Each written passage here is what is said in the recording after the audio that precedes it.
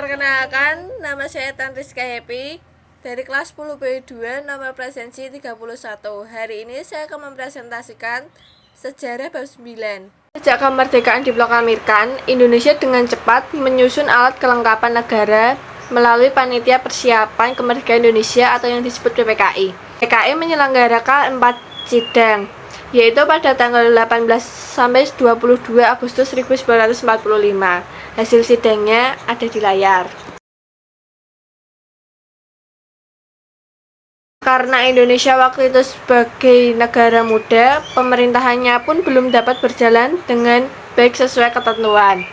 Terdapat ancaman dari dalam maupun dari luar negeri yang mengoyahkan stabilitas pemerintahan baru. BKR yang baru terbentuk harus bekerja keras mempertahankan stabilitas pemerintahan. Banyak darah yang bertumpah, baik dari kalangan BKR maupun masyarakat sipil yang ikut mendukung pemerintahan baru.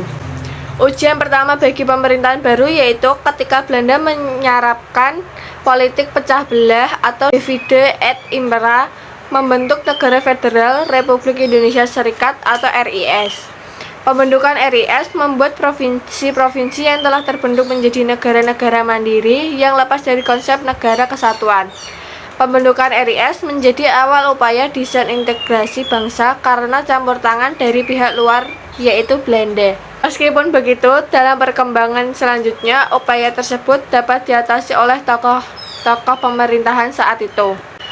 Pejuang diplomasi yang berulang-ulang melalui meja perundingan dan tekanan internasional akhirnya membuat Belanda mengakui kedaulatan Indonesia. RIS dibubarkan dan Indonesia kembali dalam bentuk negara kesatuan. Meskipun khusus wilayah Irian Barat atau Papua masih tetap dikuasai Belanda hingga tahun 1963. Indonesia tampak berhasil kembali menjadi negara kesatuan, tetapi gangguan dalam negeri terus berlanjut dan berpotensi mengancam integrasi nasional. RIS tidak dapat bertahan lama. Banyak negara bagian melalui pemimpinnya menyatakan ingin kembali bergabung dengan Republik Indonesia. Proses integrasi untuk mewujudkan negara kesatuan yang utuh dan berdaulat emang berjalan dalam waktu yang lama. Sejak terbentuk hingga berakhirnya pemerintahan Soekarno sebagai presiden dan upaya-upaya bangsa terus berlanjut. Dalam sejarah pemerintahan Indonesia, banyak terjadi pemberontakan atau pergolakan yang mengancam integrasi bangsa. Pergerakan tersebut banyak dilatar belakangi oleh ketidakpuasan terhadap kebijakan pemerintah pusat. Pertama, masa revolusi fisik yang terjadi dari tahun 1945 sampai 1950. Desain integrasi yang muncul pada periode ini dilatar belakangi maraknya konflik ideologi. Contohnya, pemberontakan PKI Madiun, DI atau TII, pembentukan RIS, Gerakan APRA, Gerakan Andi Aziz, dan Republik Maluku Selatan atau RMS. Pada pemberontakan Madiun merupakan sebuah konflik kekerasan yang terjadi di Madiun, Jawa Timur pada September 1948. Pemberontakan ini dipimpin oleh Musso, seorang tokoh Partai Komunis Indonesia. Pemberontakan tersebut pecah ketika Musso membentuk pemerintah Front Nasional dengan merebut objek-objek penting di wilayah Madiun seperti bank, markas, polisi militer. Selanjutnya DI atau TII atau Gerakan Darul Islam atau Tentara Islam Indonesia merupakan gerakan yang berawal dari gagasan Kartosuwirjo. Tujuannya untuk memisahkan diri dari NKRI dan membentuk negara Islam Indonesia. Selain itu, gerakan ini muncul sebagai bentuk penolakan terhadap isu dari Perjanjian Renville. Gerakan ini berkembang dari wilayah Indonesia, antaranya Jawa Barat dipimpin oleh Kartosuwirjo, di Sulawesi dipimpin oleh Kahar Muzakar, Aceh dipimpin oleh Daud Beureh, dan di Kalimantan Selatan dipimpin oleh Ibnu Hajar. Pembentukan RIS tadi sudah dibahas di awal, yaitu strategi Belanda dalam melakukan perubahan bentuk negara Indonesia. Bentuk negara diubah menjadi gerakan federal berdasarkan hasil konferensi meja bundar pada tanggal 2 November 1949. Negara federal ini hanya berlangsung selama 8 bulan, yaitu pada tanggal 27 September 1949 sampai 7 Agustus 1950. Singkatnya, usai negara federal ini karena mayoritas pemimpin bangsa menghendaki bergabung kembali dengan NKRI. Selanjutnya, gerakan anti-ISIS atau gerakan separatis yang berlangsung di Makassar ini dilatar belakangi oleh sikap penolakan anti-ISIS terhadap masuknya APRIS atau TNI ke wilayah Sulawesi Selatan. Andi-ISIS sendiri adalah seorang mantan perwira KNIL yang bergabung dalam pasukan APRIS. Pasukan ini menghendaki dipertahankannya negara Indonesia Timur atau NIT. Terakhir, Republik Maluku Selatan atau RMS, yaitu gerakan sepatis yang menolak integritas ini menginginkan bentuk negara sendiri yang jelas dari negara Indonesia Timur atau NIT. Gerakan yang dipimpin oleh Dr.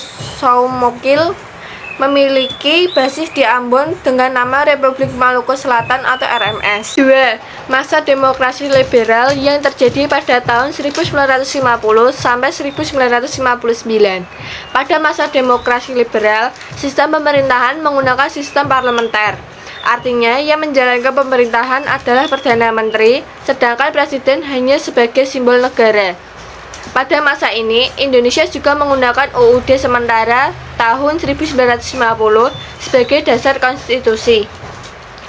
Kelemahan sistem parlementer adalah mudahnya sebuah kabinet dijatuhkan sehingga sebuah kabinet tidak dapat bekerja hingga akhir masa kerjanya, yaitu 4-5 tahun.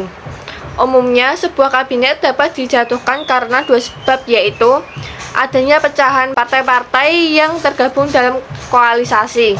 Kedua, dijatuhkan oleh partai oposisi dengan menggalang kekuatan di dalam parlemen untuk tidak lagi memberikan dukungan pada kabinet yang memerintah atau mosi tidak percaya. Pergolakan daerah juga berpotensi sebagai upaya disintegrasi terjadinya pada masa kabinet Ali Sastroamidjojo. Golokan yang muncul di Sumatera dan Sulawesi dipicu oleh ketidakpuasan terhadap alokasi dana pembangunan yang diterima dari pemerintah pusat. Ketidakpuasan ini memunculkan rasa ketidakpercayaan terhadap pemerintah. Akhirnya, mereka menempuh jalan non-parlemen dengan membentuk dewan-dewan di daerah. Dewan-dewan daerah tersebut selalu melakukan kontak satu sama lain. Bahkan Dewan Banteng yang anggotanya berasal dari divisi Banteng telah melakukan pertemuan di Padang pada 20-25 November 1956 dan menghasilkan kesepakatan diantaranya: 1. Pembangunan daerah akan dilakukan dengan cara menggali potensi daerah. 2. Menyusun buku daerah perjuangan Sumatera Tengah. 3. Membangun museum perjuangan. 4. Mengurus para veteran yang cacat karena pertempuran, para janda dan yatim piatu, serta menyediakan lahan untuk makam pahlawan. Yang kelima, merancang simbol dan lambang baru. 6. Melakukan pengawasan terhadap penempatan pejabat daerah. PRRI atau Parmesta. Pergolakan daerah yang terjadi melemahkan kedudukan kabinet asli Sastroamidjojo II yang akhirnya menyerahkan mandatnya kepada presiden. Kondisi dan situasi politik yang semakin tidak menentu ini memaksa presiden untuk menyatakan negara dalam keadaan bahaya. Pernyataan ini dimasukkan agar angkatan perang memperoleh wewenang khusus untuk mengamankan negara. Kelima, Teritorial 7. Letnan Kolonel Fetji Sumual, pimpinan Dewan Penghuni, akhirnya memproklamirkan berdirinya Perjuangan Rakyat Semesta atau Parmesta pada 2 Maret 1957. Di Sumatera diproklamasikan juga Pemerintah Revolusioner Republik Indonesia atau PRRI oleh Ahmad Husani yang merupakan pimpinan Dewan Banteng pada 15 Februari 1958. PRRI kemudian mengangkat Arifudin Prawianegara sebagai Perdana Menteri dan mendapat dukungan dari sejumlah dewan yang ada di Sumatera. Beda dengan Pramesta yang masih setia kepada Pancasila dan bendera merah putih, PRRI berencana mengganti semua simbol kenegaraan. Meskipun demikian, sempat terjadi penggabungan di antara keduanya dan melahirkan Gerakan Persatuan yang diberi nama Republik Persatuan Indonesia. Ketiga, masa demokrasi terpimpin 1959 sampai 1965. Demokrasi terpimpin diperkenalkan oleh Soekarno melalui dekret presiden pada 5 Juli 1959. Melalui dekret tersebut dan atas persetujuan kabinet karya pimpinan Perdana Menteri Juanda, akhirnya UUD 1945 diberlakukan kembali. Dengan tampilnya Presiden Soekarno sebagai kepala negara, diharapkan keadaan pemerintah menjadi lebih baik. Namun pada kenyataannya pada masa ini disintegrasi masih saja terjadi, bahkan dalam skala yang lebih hebat. G30 SPKI merupakan gerakan yang terjadi pada malam 30 September 1965. Gerakan ini bertujuan mengambil alih kekuasaan atau kudeta yang dilakukan oleh Partai Komunis Indonesia. Peristiwa ini merupakan disintegrasi akhirnya pada masa Soekarno. Peristiwa ini berujung pada terbunuhnya 6 jenderal angkatan darat dan 1 orang letnan, yaitu sebagai berikut di layar. Gerakan ini berhasil diatasi oleh Mayor Jenderal Soeharto yang pada saat itu menjabat sebagai Panglima Kostrad. Soeharto mengatasi hal tersebut berdasarkan surat perintah 11 Maret 1966 yang ditandatangani Soekarno. Pejuang yang mempertahankan integrasi bangsa antara lain, yang pertama Soekarno. Soekarno sendiri adalah presiden pertama Indonesia yang dikenal sebagai sosok penyambung lidah rakyat dan sosok pejuang tangguh. Pada masa awal pemerintahannya, Indonesia banyak mengalami krisis dan kesulitan, seperti pembentukan RIS dan pergolakan di berbagai daerah. Sebagai PNI, Bung Karno adalah seorang yang berpaham nasionalis. Paham nasionalis dibangun Bung Karno mengandung semangat kebangsaan atau cinta tanah air. Melalui nasionalisnya, Bung Karno ingin Indonesia dapat berdiri dengan kokoh dan memperjuangkan hak kemerdekaannya. Kedua, Muhammad Hatta. Hatta juga dikenal sebagai Bung Hatta yang merupakan salah satu founding father Indonesia dan wakil presiden pertama Indonesia. Selain itu, beliau juga dikenal sebagai Bapak Koperasi. Semangat perjuangannya muncul ketika dirinya menjadi mahasiswa di Sekolah Tinggi Dagang yang berada di Rotterdam, Belanda. Ia membentuk Perhimpunan Indonesia pada tahun 1922. Bung Hatta juga dikenal sebagai peletak dasar politik luar negeri Indonesia yang disampaikan melalui pidatonya di depan KNIP PDA 2 September 1948 yang diberi judulnya Miadung di Antara Dua Karang. Yang ketiga, Abdul Haris Nasution. Pada tahun 1948, beliau diangkat menjadi Komandan Divisi 3 Tentara Keamanan Rakyat atau TKR. Pada tahun yang sama, ia dipindah tugaskan ke Jakarta dan menjadi Kepala Staf Operasi Markas Besar Perang pada tahun 1959. Menjadi Panglima Komandan Jawa.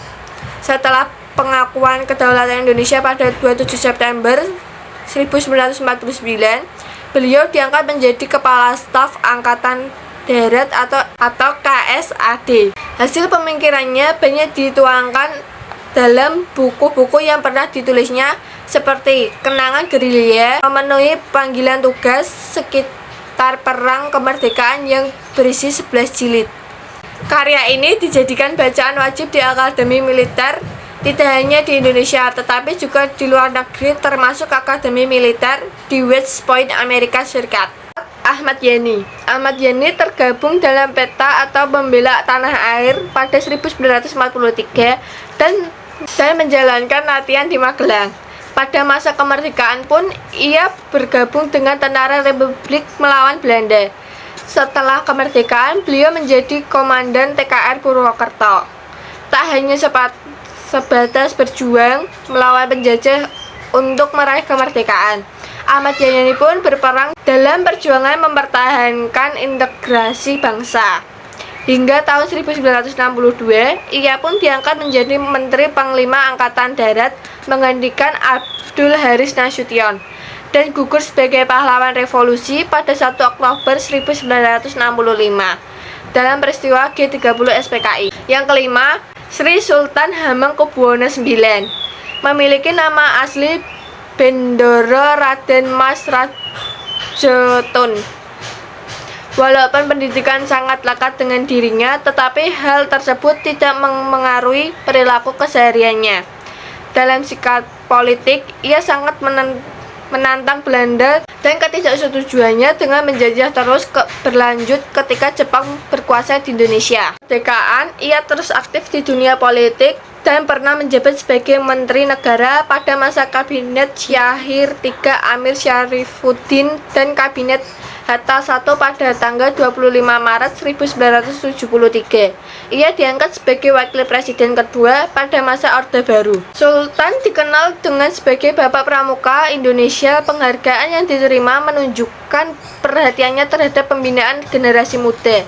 Peran penting Sultan lainnya adalah ketika kondisi Jakarta sebagai pusat pemerintah terancam hancur pada saat pasukan sekutu mulai berdatangan.